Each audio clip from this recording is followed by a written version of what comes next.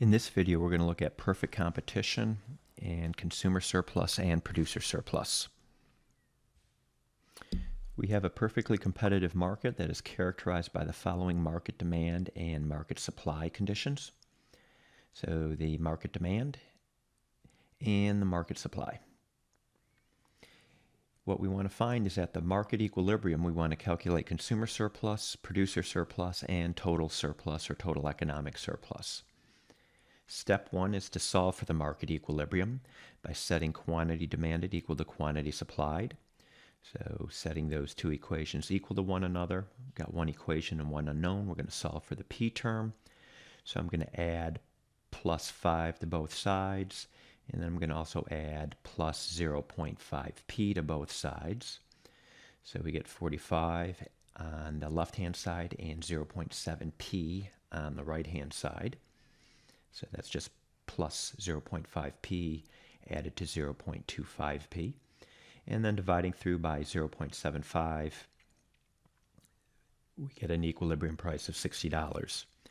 Plugging this $60 back into either the demand or supply equation, we'll get the equilibrium quantity. And as we can see here, the equilibrium quantity is going to be 40 minus 30 or 10. So our market demand and market supply, and our next step is to graph the demand and supply curves. So with the demand, I'm going to look at what happens if P is 0. So if P is 0, plugging P into the demand equation, we'd see that Q equals 40. I'm going to just show that down here. If P is 0, Q equals 40. So that's going to be one point that we're going to graph on our demand curve, this coordinate here where P is 0 and Q is 40. Let's get the other coordinate. And we'll set this time Q equal to 0. If Q equals to 0, we're going to solve for P. So setting Q equal to 0 and solving for the price. Subtracting 40 from both sides. And then dividing through by minus 0.5. So we got minus 40 divided by a minus 0.5. So we're going to get 80. The minuses cancel. So what we have found here, if Q equals 0, P equals 80. And then with the supply equation, I'm going to ask if Q equals 0, what is P? This will technically be our vertical intercept for the supply curve. So setting quantity supplied equal to 0 and solving for the price, adding 5 to both sides and dividing through by 1/4. P equals 20. That'll be the vertical intercept of the supply curve. So taking that information on this page here, along with the equilibrium price, here's a graph of the market demand and market supply curve. So again, note we found on the last slide if P equals 0. So here's where P is 0, Q equals 40. That's going to be the horizontal intercept of the demand curve. So that's one point. And then we said, well, what happens if Q is 0? If Q is 0, P is 80. And that's the other point on the demand curve, the vertical intercept. So I'm just going to draw a line from these two extreme points and label that our demand curve.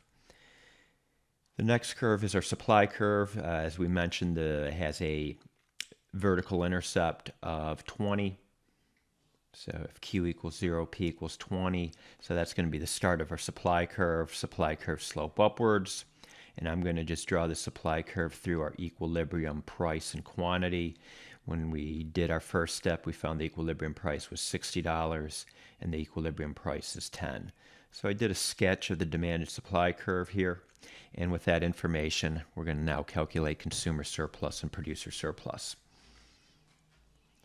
So once again, a recreation of the demand and supply in this market. Let's calculate consumer surplus. Consumer surplus is going to be the difference between the height of the demand curve and what consumers pay, $60, the equilibrium price. And it's going to be this area right here. It's an area of a triangle. A triangle has an area of 1/2 base times height. So the height of this triangle is going to be 80 minus 60 units. So that's what I have here, 80 minus 60. The base of this triangle is from 10 to 0, or 10 minus 0. So simplifying that up a little bit, we can see that the consumer surplus equals 1/2 200 or $100.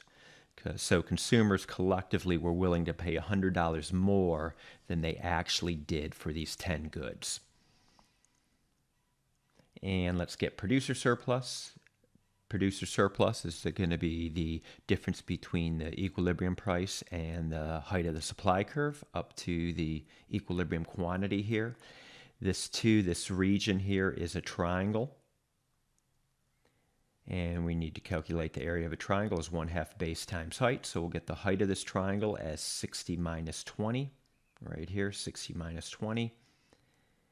And the base, same base as the consumer surplus, just from here to here is the base of this triangle, which is just going to be 10 units, or 10 minus 0.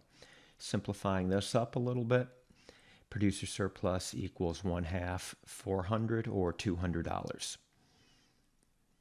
And then finally, total surplus is going to be consumer surplus added to producer surplus, in this case $300. Okay, I hope you found this video helpful.